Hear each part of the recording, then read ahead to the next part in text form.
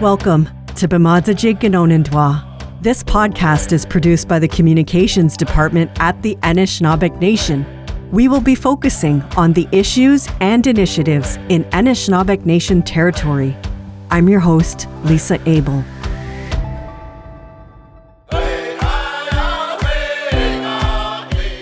In early May, I had the honor of speaking with Dr. Jeanette Corbière-Lavelle, our Eniganwidod Edbendagsijig, our Anishinaabeg Nation Citizenship Commissioner.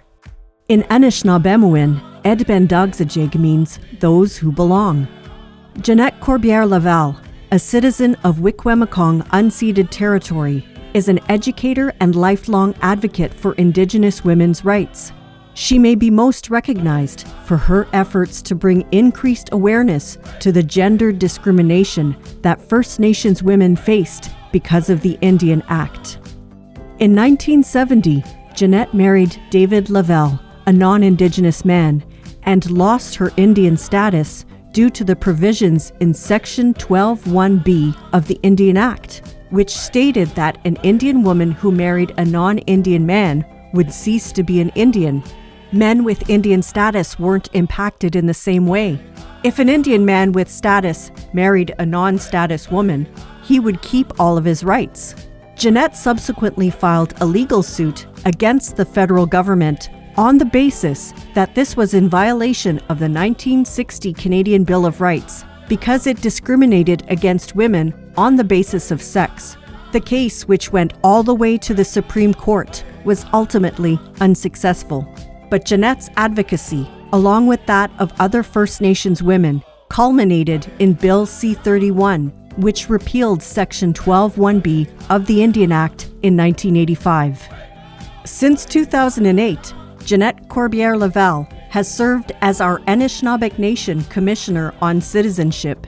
In this role, she engages with our communities and provides expert advice to our Anishinaabeg Nation leadership on citizenship.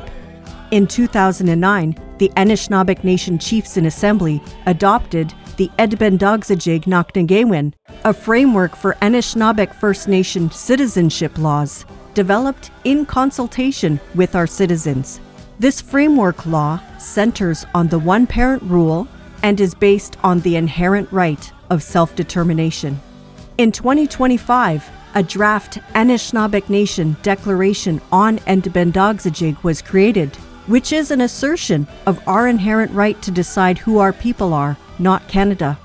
In this episode, Jeanette shares her memories of her groundbreaking court case in the 1970s and how First Nations women struggled against barriers both within the Canadian justice system and within our own First Nations communities in their quest for equitable treatment. Jeanette will also explain the Anishinaabe principles contained in the Declaration on Edbendagsijig and why it's more important than ever for Anishinaabeg Nation communities to push for full control of our citizenship.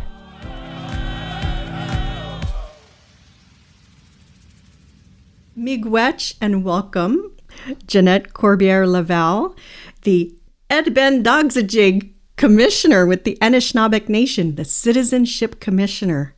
Miigwech for joining us on B'Madzijig Ganonindwa. Welcome. I've been advised by the elders when I'm speaking. Yes. I was given a feather, an eagle feather. Oh. To hold it there. Yeah. So I got it. Excellent. There. Miigwech, kiwik miek. Miigwech, would you like to start by introducing yourself? Naha. Bonjour Kedawaya. Giwed nang dishnikas. Nishnabe kwendal.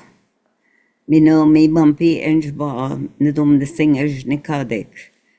We come kong mije gabinche kugenigoan. Mino kadek kekendo them. I was born on the Wikwemikong unceded territory, lived there all my early years, and my Anishinaabe name is Giwednang, which in Anishinaabe means North Star. I'm really grateful that I was given that name many, many years ago. as I said, I was born on Wikwemkong unceded territory, went to school there until grade 10. Then from there, I was sent to St. Joseph's College in North Bay. And from there, went to business school also in North Bay. And then traveled to Toronto, where I did some university courses.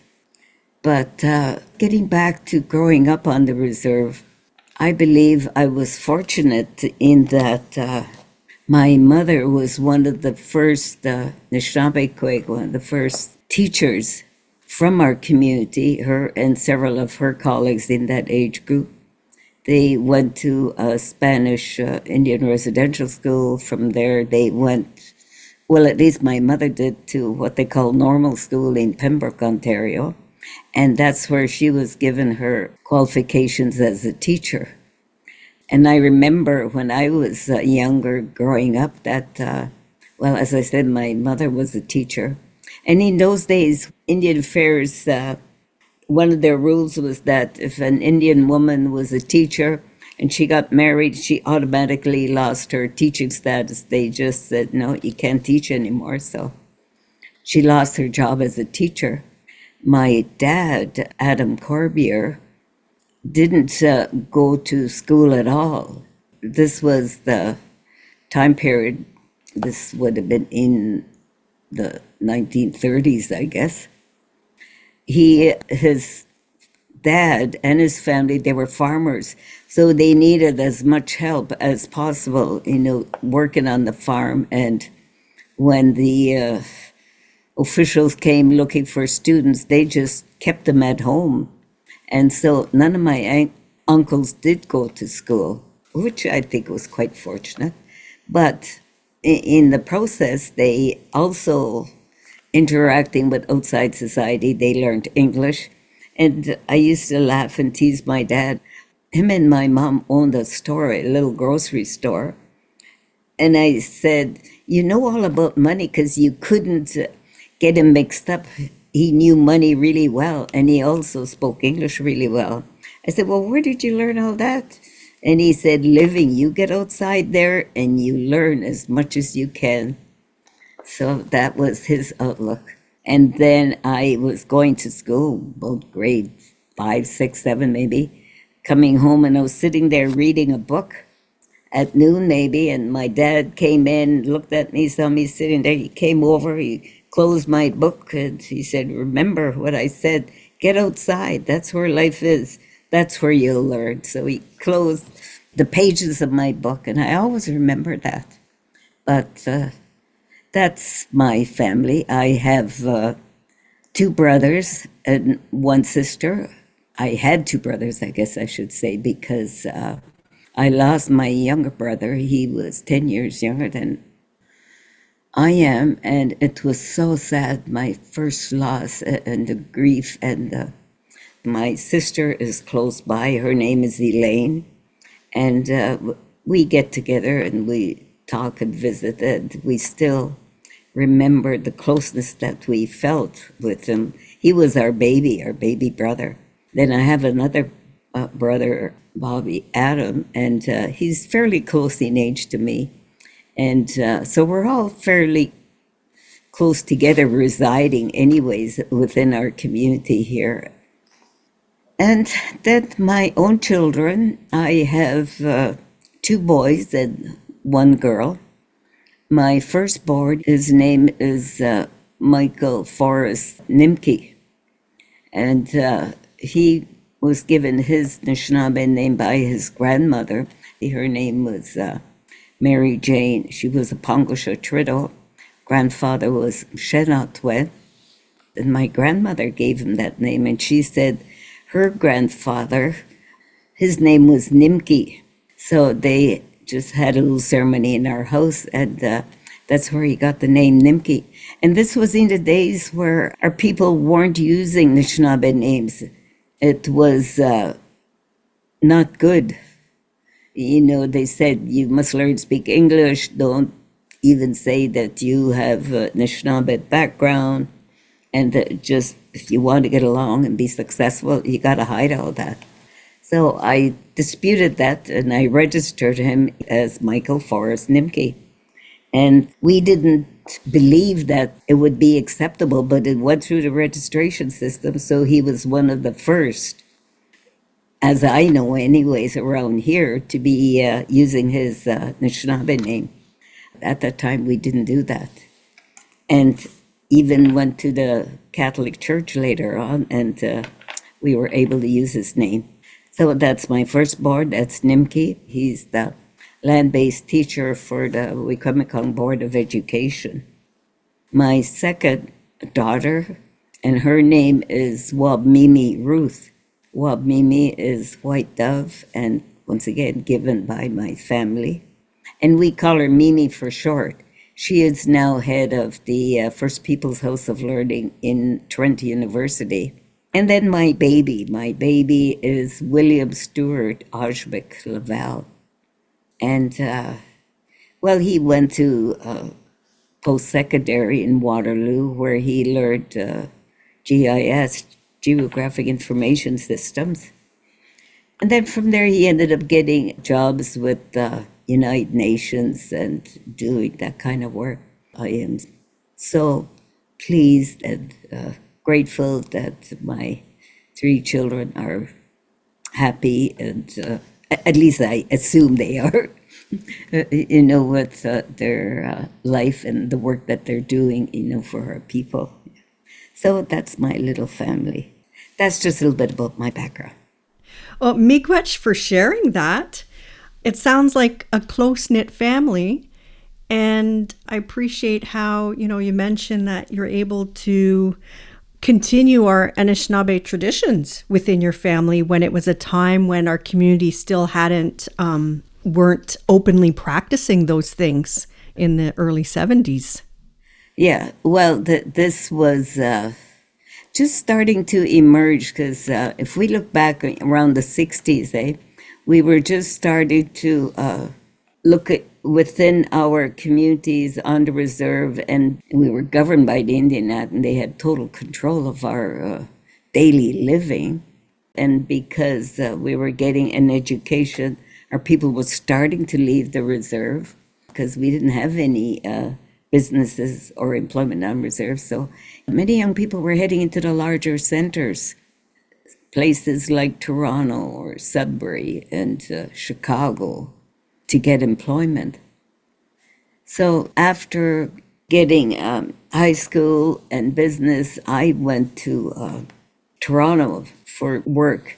And this is where I met some other young, I say Anishinaabe, but other Indigenous young people, because there were lots of young people from the reserves down there who were Haudenosaunee, like from the Six Nations. And then we had young people from up north, far north in the Anishinaabe-Oshkosh territory. They would have been Cree, and then in the middle there we had the Oji Cree people. But we would all get together in Toronto because started recognizing that we gravitated towards each other. We wanted to meet other young people from other communities. And we were able to do that through the Toronto Indian Club that was formed by some of the older people that were in Toronto. And at the same time, other organizations were just starting to come into being. The Indian Friendship Center movement started, and there was one in Toronto that was created, would have been in the 60s, I guess. And I ended up getting a job there too at the Indian Friendship Center because I had that background in business. So I applied and I ended up being the receptionist and working in the office. But then they needed someone to do court work, go down to the courts at City Hall because our people were getting into difficulty with the law, bumping up against just the laws that apply in cities where you are what they call a vagrant, if you didn't have a place to stay or didn't have proper ID. So a lot of people were getting picked up. So I ended up being the court worker down there, and that was such a learning experience. And it was heartbreaking to see our people bumping up against these rules that we had no idea because it wasn't like that within our communities. But that was my introduction to city life and, dealing with the Indian Act and realizing about the Indian Act and how it applied to our people. And especially, I guess, when I was in Toronto, this is when I had that awareness and information about the Indian Act, how powerful it is just in our everyday living. Jeanette noted that prior to colonization, our Indigenous communities had all the criteria for nationhood: our connection to the land, our own languages, our own laws, and governance systems. Our leaders negotiated treaties with the Crown on a nation-to-nation basis. However, the Indian Act consolidated earlier colonial laws designed to civilize and enfranchise First Nations people into Canadian citizens, eventually doing away with First Nations communities altogether. And the Indian Act imposed restrictions on First Nations women that mirrored the lack of rights women had in colonial society.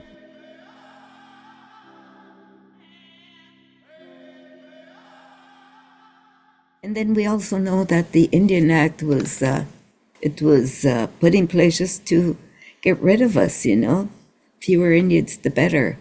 And we have Duncan Campbell Scott and all his sayings along those lines, and then even Mackenzie King there, and those laws were put in place to eliminate us. So this is the Indian Act, and this is what we had to deal with.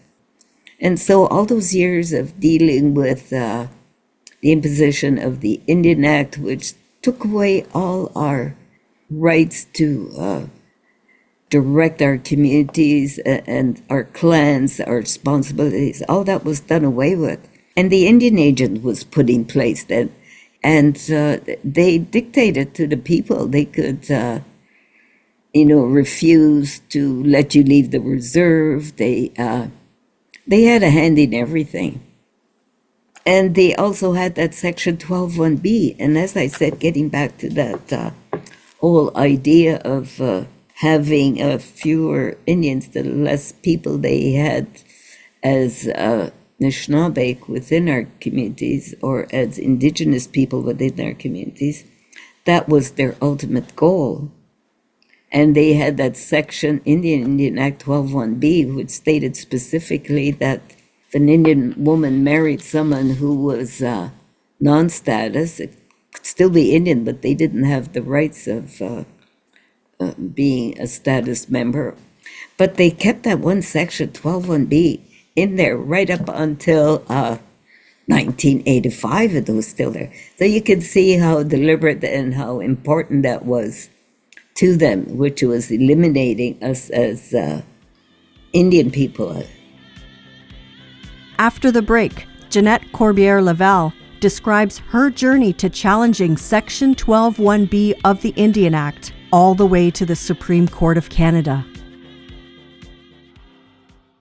Ani lifelong learners, are you looking for Indigenous-led post-secondary education? The Anishinaabeg Educational Institute, AEI, is now accepting applications for fall 2025. Choose from programs like practical nursing, Binojinya Kinomaduin, early childhood education, Native community worker, and more, all rooted in cultural knowledge and centered on community care. Visit aeipostSecondary.ca to apply today. Mamwi Gikandasaman, we learn together.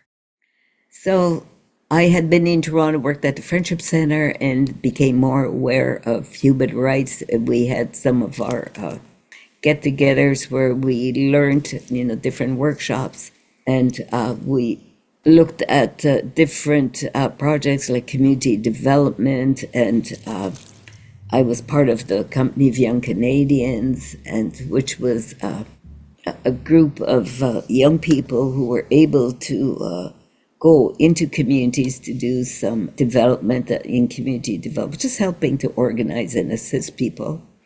And then we also formed the Indian Youth Council, and that was spread right across Canada. So I just happened to be in the right place, I guess, at the right time, and I was part of that group. And we had young people from right across Canada. So this was all happening in the 60s.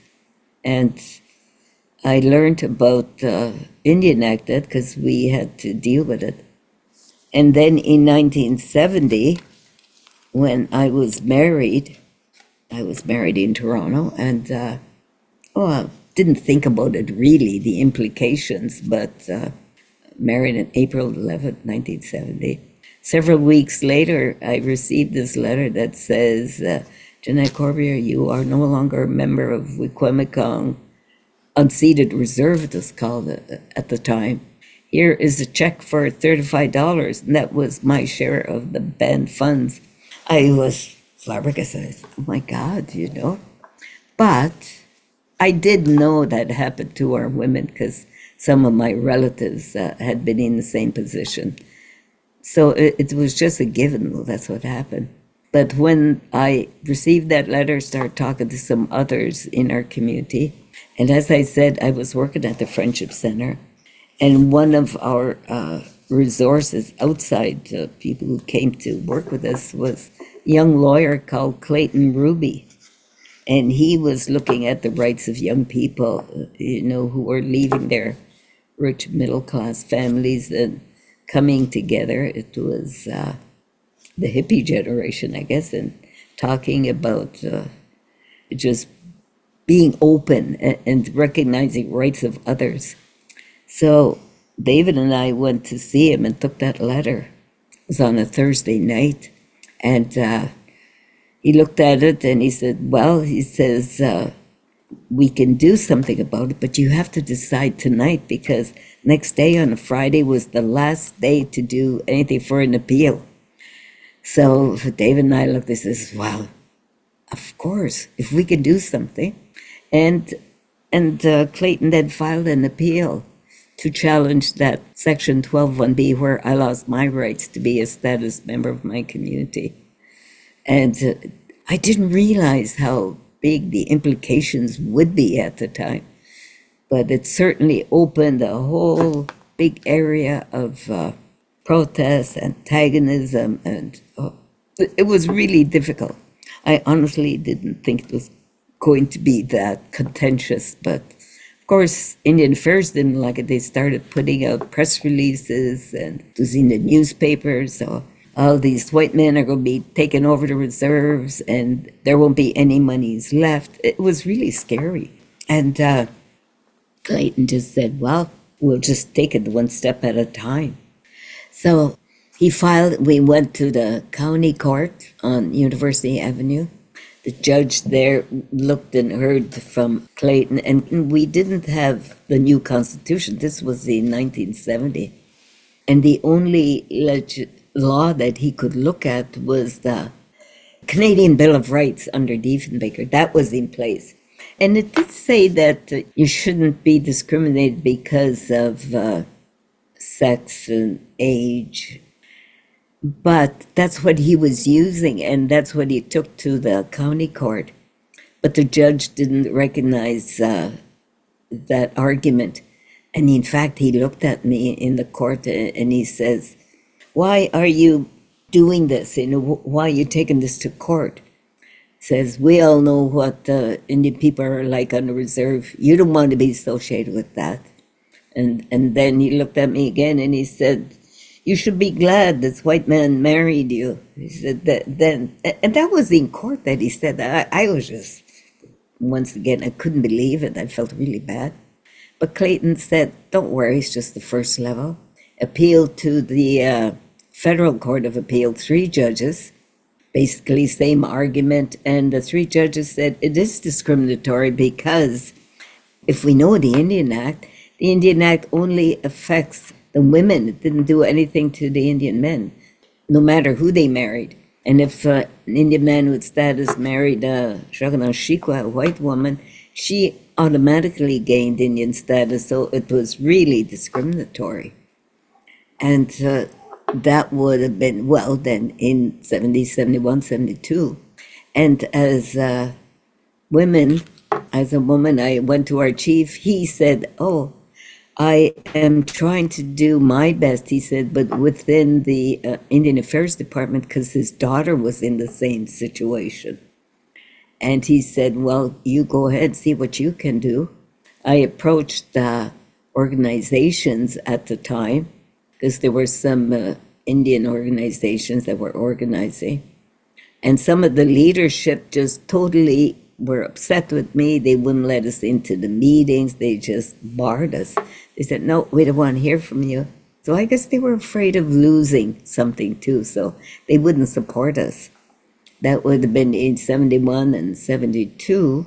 And word got out. So as word got out, other women started approaching me, like from all over Ontario, even out west in Alberta. I got phone calls. And in Ontario, women up in Thunder Bay, they were hearing all this. So they invited me to go there, and we went there in 1971, 72, and we formed the Ontario Native Women's Association specifically to deal with this issue. And it happened right across Canada.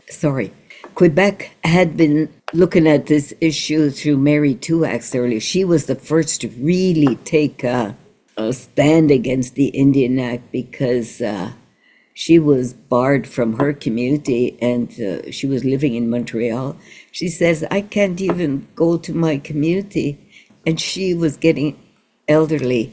And she said, because her husband had passed away and her children were grown up. And she said, my last wish is that I can be buried with my ancestors in our own community of Caughnawaga. And she said, they bring dogs from Mount Royal, and they can bury them on the reserve, but they won't let me be buried there. She was really upset. She was such a good friend. I learned so much from her. So Quebec had women's groups, and then that started spreading right across Canada. And we had women's organizations right across Canada. And in the meantime, the other court proceedings were going on. After we won at the Federal Court of Appeal, 3 judges said it was discriminatory, so it was appealed to the Supreme Court. And where 9 judges were there. And 9 judges heard the case. Decision came in 73, and we lost by 1 vote. But it was so apparent. Indian Affairs brought in all the chiefs, the Gimok from right across Canada. They were all paid their way to come to Ottawa to attend the Supreme Court hearing. And we didn't get anything. We had to do our own fundraising, because we didn't have any money for our organizations. We had bake sales and, selling crafts, this and that. And a few of us were able to go to Ottawa to attend the Supreme Court. But you could see the difference. On the Attorney General side, all the chiefs who were there in their regalia, all stayed in big, expensive hotels. And us, we didn't have anything. We had support of some church women. Our women slept on the floors or had to find some other places to lodge. And one of our members, she's from my community, Yvonne McRae, her husband was a member of Parliament. And she said, I'll rent a room at the Chateau, the big hotel there. And she did. And she said, then you can come and stay with me. So that's what we ended up doing. We went there, she had this big suite, and we filled up all the floors, but we were just happy at least to be inside somewhere. But this is what we had to do as women, just to be able to be there, make our voices heard. Jeanette, how do we understand how it seems like this patriarchal system was imposed on our communities, these Indian Act band councils? How do we understand how the people in our leadership weren't supporting the women in our communities? Exactly. Well, that was our concern at the time, because none of our Indian organizations would support us as women, because we said, let's take that section out of the Indian Act, Section 12(1)B, because it only affects women. No one, well, at the time, none of them passed any resolutions to support us.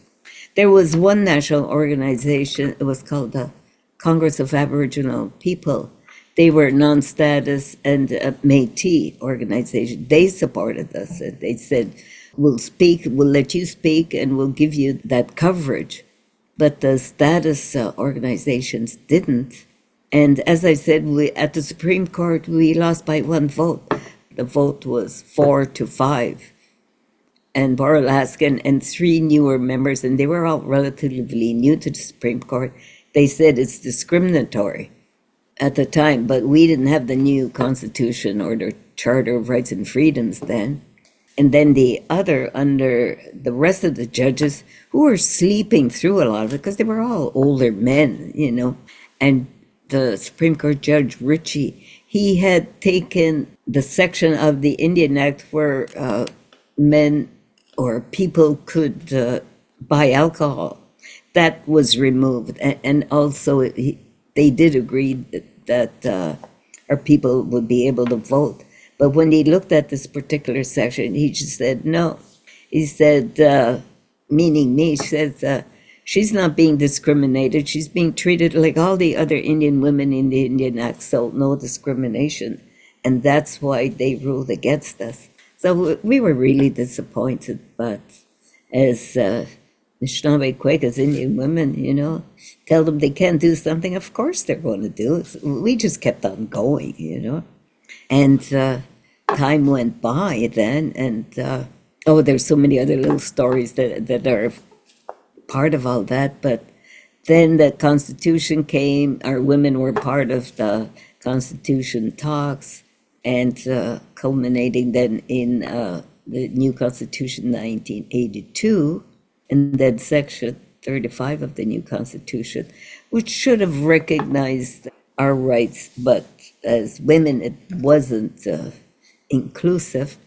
Then it wasn't until 1985, under Bill C-31, that section was removed. And then those of us who had lost our status, our rights as members in our community, that's when that was removed from the Indian Act, and I was able to get my status back. But it wasn't the one I had originally. It was the secondary. So we're still getting treated differently by the government in the Indian Act. So they weren't following the letter of the law. They just said, well, we'll put you back, but you'll be on a secondary status, So that was Bill C-31. And then other women like Sharon McIver that protested as well in BC. She had made the difference for grandchildren to get their rights back. And then more recently in Quebec, the Deschenaux case then, and they protested. And that was also recognizing that their pieces of the Indian Act is still discriminatory. Had to go to court again. Anytime we want to make a change with the Indian Act, big challenge. You have to have legal assistance, because you can't do it as an individual. You got to get some lawyers, fancy lawyers, and if you don't have the money, you can't afford to do it. But the government just did it deliberately then.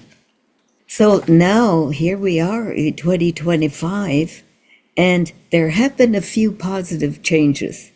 I was able to get my rights recognized to the original ones that I had. I was taken off the secondary status, and I was given status 61A, and that's only a few years ago, and other women right across Canada. And then grandchildren were also recognized just recently.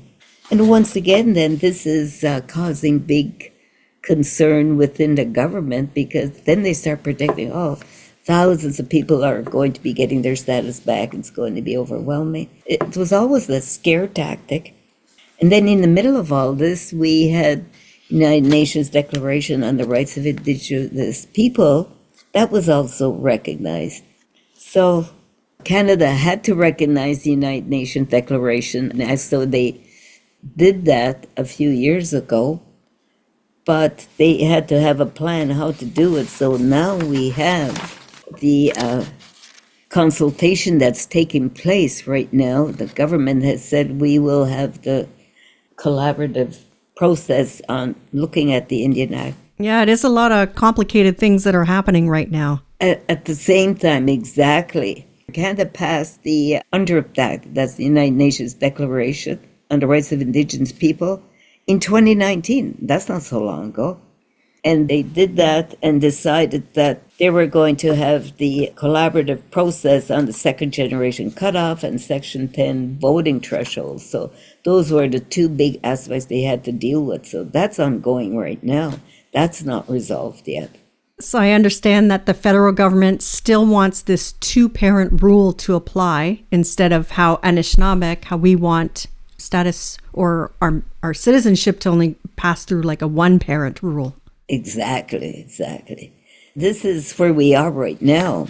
And in the process of all this, about in 2009, I was asked by the leadership in the Anishinaabe Nation if I would lead this consultation on talking to our people about citizenship. And I said yes.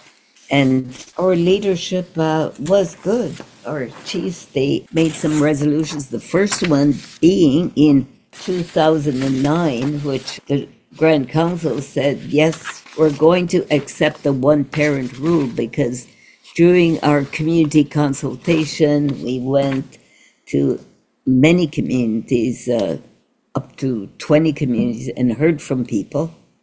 And they all said the same thing. We can't afford to lose any more of our people. It's hurting our families, causing divisions, and it just didn't make sense. And the ultimate result was that the recommendation was the Anishinaabe Nation would use a one-parent rule, and that's what we've accepted since 2009 was... Well, we did have the Edben Dogsajig Naknagawin, right? Is that what you're referring to? That's right. Our citizenship That was law? the resolution, yeah.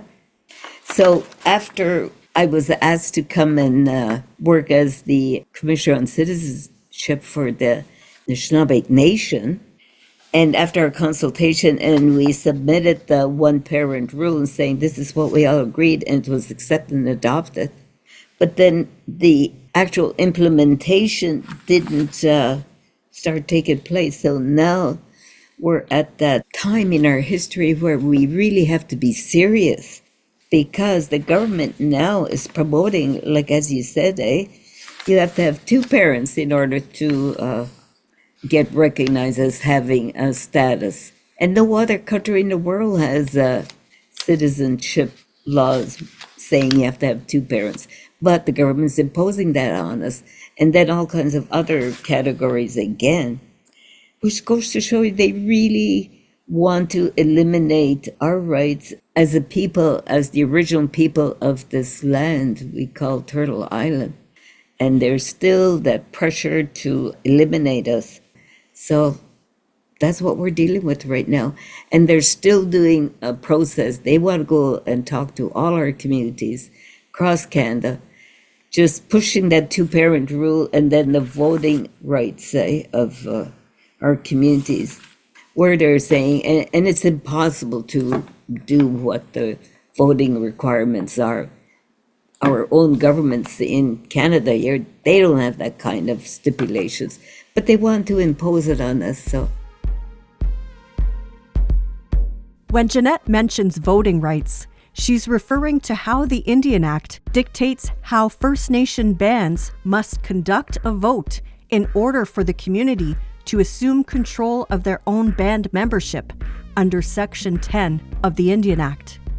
For a First Nation to begin establishing its own membership rules, the Indian Act requires that the First Nation must organize a vote of all eligible electors from their community, both on and off reserve, and obtain a double majority voting threshold.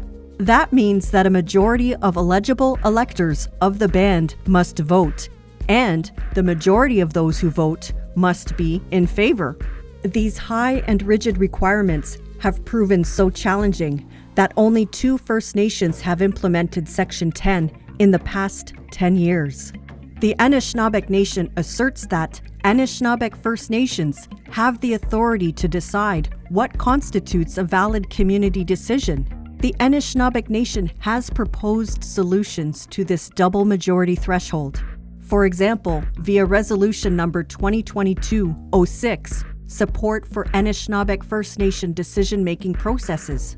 and the ratification protocol within the Anishinaabeg Nation Governance Agreement.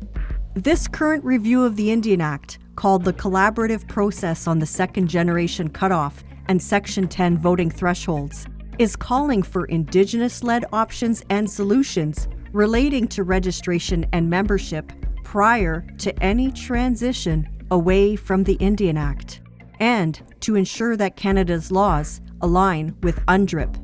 As part of the Anishinaabeg Nation's engagement, our governance team hosted an Endebendogzijig gathering with our citizens and leadership in Sault Ste. Marie this past January to talk about the challenges and concern around citizenship, membership, and the Indian Act, and to develop our own declaration on Endebendogzijig. Following the gathering, 4 virtual sessions were held this March and April to share more information and hear feedback. The Anishinaabeg Nation Declaration on Endebendogzijig is ready for ratification at the Grand Council Assembly in June 2025.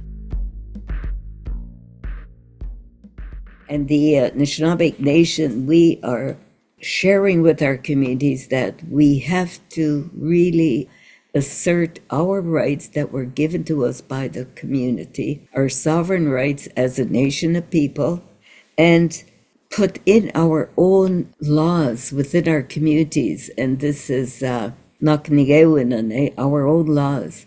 And so we've got our Endebendogzijig Naknigewin, our law for those who belong. That's our citizenship law. And then we have laws for our constitutions. But we do have that background that we can use, and we need to start enforcing it.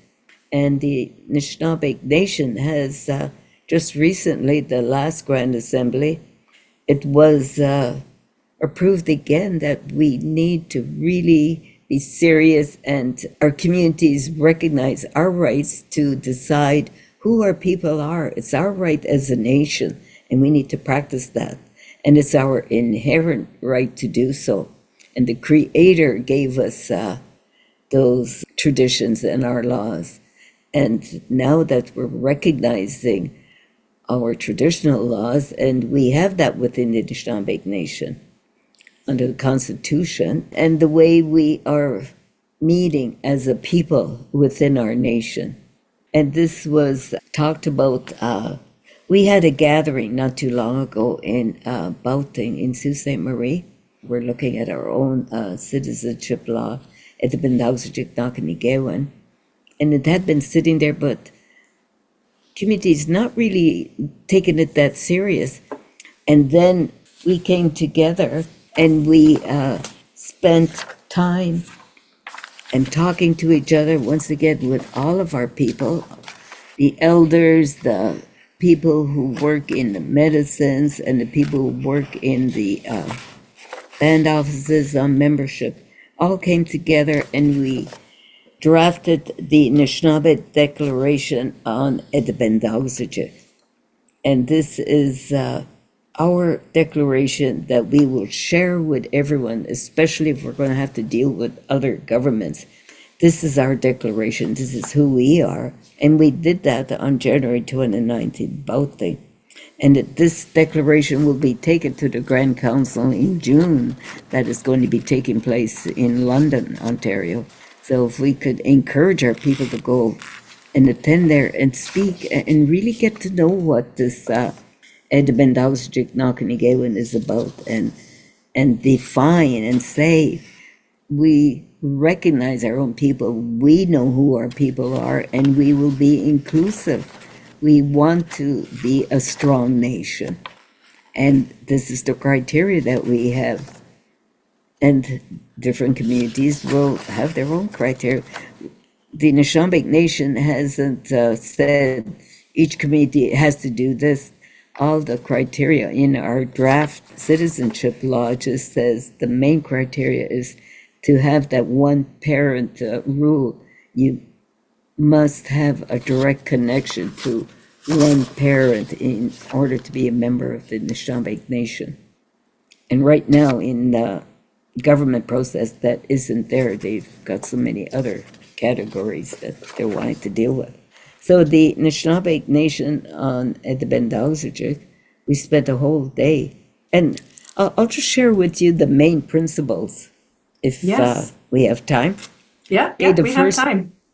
Okay, the first one is, and this is our declaration that will precede our actual law on citizenship. This is like the prayer ahead was a declaration on who we are.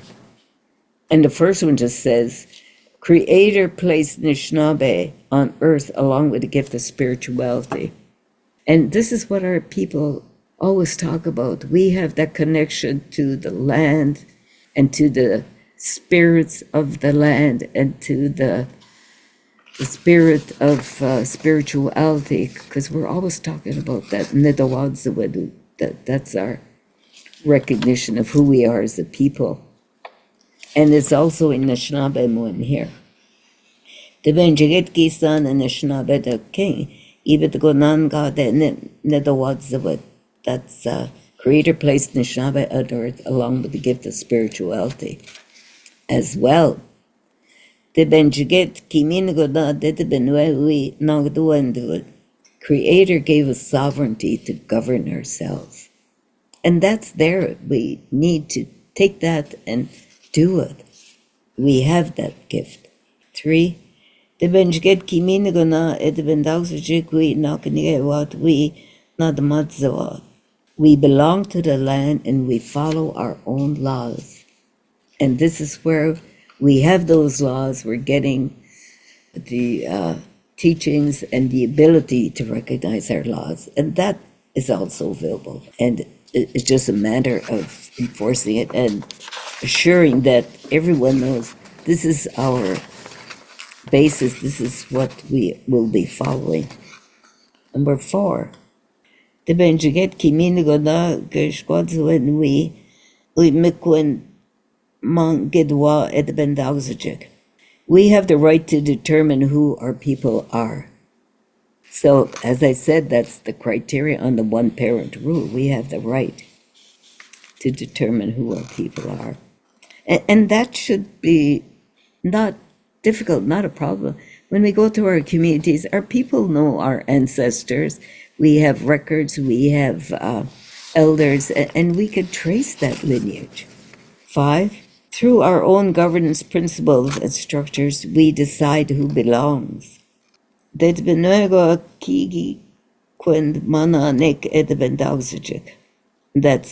have our governance and the structures, we decide who belongs.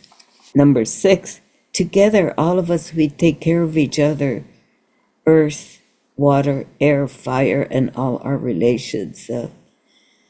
Kina go wabin namid shkakmekon. Nebe no ditchkude minua kida the mansabagok minua ejnuendasien. And in our teachings, we know that we are dependent on all the other living beings that were put on Shkokmekwe, the land here. And the last one, number 7, is we assert and exercise our inherent right of self-determination for the protection of our lands and our Edibendauxijik as affirmed by the Anishinaabe Nation Edibendauxijik Nakanigewin. So that's when we did that first recognition on our right to determine who our people are and practicing our inherent right. But that is just the first part. The declaration also goes on to share an addendum to the Anishinaabe Nation Declaration on Edibendauxijik. And we've got 4 aspects to go with that too. It says, we have been on this land and we govern this land since time immemorial. And I'm sure we can all remember when we hear our elders and our storytellers, our people who are knowledgeable. They're always referring to from time immemorial. But we still have outside sources trying to say, no, you haven't been here that long. You came through the Bering Straits. Well, that's not true. We were here long before that, and our people know that. And then number 2, it says, the treaty rights shall be protected and practiced by our Edibedogzajik, those who belong. We have treaty rights, and we will continue to protect and to recognize them, practice them. We will assert our Dodemic system and adoption laws according to our kinships, customs, and key principles of inclusion and equality. 4, we will reinforce our traditional governance principles and structures. Number 5, we will continue to teach our children our teachings and traditional ways as Anishinaabe to protect the 7th generation. And many of us, we talk about that. That is so important. Our future generations are counting on us to do that. 6, as Anishinaabe people, we unite to address the changing landscapes of external government policies as it affects the Anishinaabe Nation, our land rights, and our inherent rights. So we can see that happening. The outside governmental organizations where they really want to do away with our inherent rights. And we just have to be strong and keep reinforcing and practicing. And that is what we've been given. That is our role. 7, we will continue to protect our spiritual laws as this is our connection to Creator and this is part of who we are. That is the essence of our people, like that connection to the Creator and our connection to the land. And that is, well, that's who we are as a people. And we have to really recognize that and share that. So the last one here is just further, the United Nations Declaration on the Rights of Indigenous People, and that's what we call UNDRIP, reinforces our inherent right of self-determination. So that has been put in place by others who put so much work on getting that legislation passed at the United Nations, which is a global document, a declaration. And then all the special sections within that act. We've got Article 3, 4, 8, 9, 33, 39, 42, right up to 46. It's 2 pages long. I won't take the time to read it, but it is available on our website at the Anishinaabe Nation. The first part is the Anishinaabe. Ultimately, I would like to see all of our laws in Anishinaabe.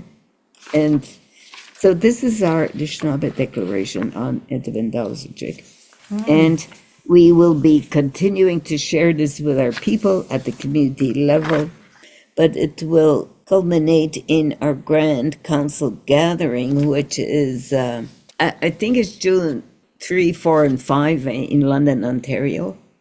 And that's when all the people within the Anishinaabe Nation will come together for a Grand Council Assembly. We'll be talking about all these issues and the legislation that's taken place. We'll also have to talk about how we're going to be supporting our leadership when they talk to the outside settler governments. That is going to be so crucial. And from what I can see, it's taken us all this time again to try and even come back to getting some recognition. But we have this time in our history now where we have to be forceful. We have to really assert our rights under the laws that we have drafted within the Anishinaabe Nation. We have our Constitution, and we have our the Edibendogzajik Nak'nigewen, and we can use that and really reinforce our nationhood and not be afraid to do so. And our future generations are going to be depending on us to do it, because we will have to do it.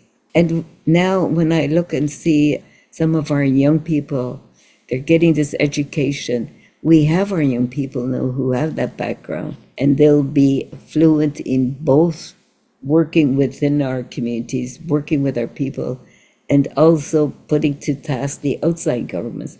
And this is where our young people who are there and want to protect our communities and ensure we continue as a nation of people, the Anishinaabe Nation, have to start really doing that.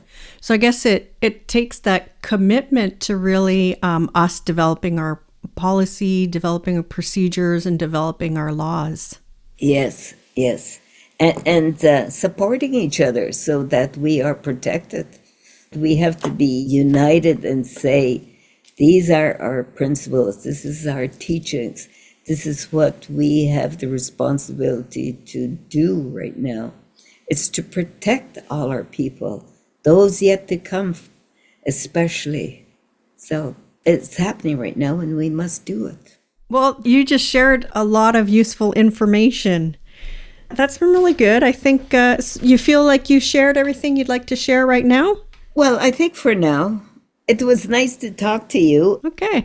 Well, Jeanette Corbière-Lavelle, Chi-miigwech for being on the podcast today, and Chi-miigwech for sharing your stories and your knowledge and your wisdom and your commitment really to Edibendakjijig. Miigwech. Oh, miigwech. And it was so nice to talk to you. It's that nice and easy to just relate and try and remember, things. And, well, hopefully it's going to turn out good. We'll just offer some sema that it comes out fine. Okay, miigwech. Mama minua. Chi-miigwech to Dr. Jeanette Corbière-Lavelle, our Eniganwidud Edibendakjijig, our Anishinaabeg Nation Citizenship Commissioner, for taking part in the podcast, and to the Anishinaabeg Nation Governance Department for supporting this episode. The Anishinaabeg Nation Declaration on Edibendakjijig is ready for ratification at the Anishinaabeg Nation Grand Council Assembly taking place from June 3rd to the 5th, 2025. You can watch the assembly streaming live on our YouTube channel. To learn more about Edibendakjijig, find the links to our Anishinaabeg Nation website in the podcast description. This episode includes the track Brothers by Wolf Saga and Chippewa Travelers, provided by Nagamo Publishing. Chi-miigwech for listening to Bamadzijig Ginonindwa. Until next time, Bama Pi.